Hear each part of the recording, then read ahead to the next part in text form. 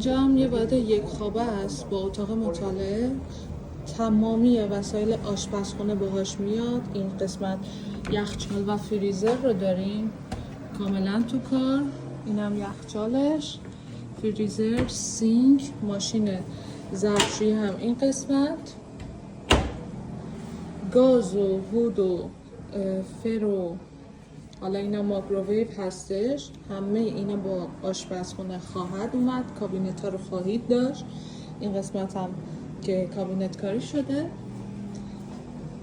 همه حالا نکته جالبه که داشت، همه اتاق خواباش یک خوابه هاش یه دونه اتاق استادی هم داره. البته این کمودا رو در نظر نگیرین چون میتونید به عنوان اتاق کودک یا اتاق مهمان ازش استفاده بکنید. خب این قسمت هم که ماشین لباسشویی هستش.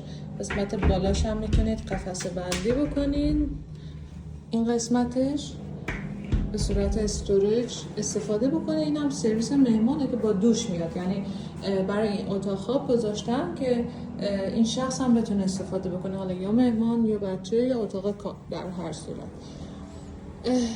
لیوینگ خیلی خوبی داره، مساحت خیلی خوبی داره. این فرنیچری که الان شما اینجا میبینید نخواهد اومد، فقط آشپزخونه و بالکنیش هم اینم بالکنشه. بالکنی بسیار خوب. البته اینجا طبقه یک، طبقات بالاتر هم موجود داریم، ولی خب همین رو در نظر بگیرید. مساحت اتاق خوابش هم بسیار خوبه. شما ببینید تخت کینگ بد رو گذاشتم، ببینید چه مساحتی هم از این سمت هم از این سمت و هم از این سمت داره.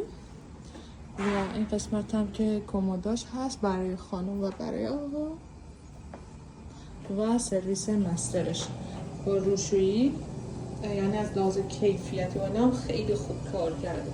سرویس بهداشتی و دوش حمام. این سرویس مسترش که باز هم دسترسی به بالکن خواهید داشت. این نمای کلی یک واحد یک خوابه است که یه دونه اتاق مطالعه روش داره. ببینید